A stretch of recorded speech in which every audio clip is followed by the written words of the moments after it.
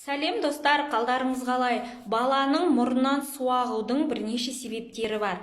Біріншісі бұл вирусты немесе бактериалды инфекция, немесе бөлмеде тым ыстық болу, немесе тым суық ауа. Сонымен қатар аллергияның болуы да, мысалы бір жануарларға, может бір қандай да бір үй гүлдеріне да.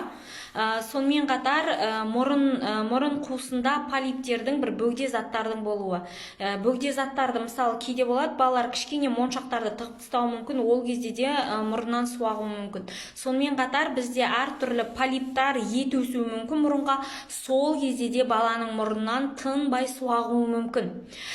Осы жағдайларды ескере отырыңыздар. Сонымен қатар достар, ютубқа яғни вирусты инфекция кезінде мұрнынан су ағуы не істейміз және тағы басқа секілді сұрақтарға жауап бердім.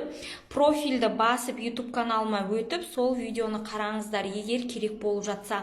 Сонымен қатар, кімге керек деп ойлайсыздар, сол кісілерге сол видеоны жіберіп қойыңыздар. Сіздермен болған Бегім Талапқызы.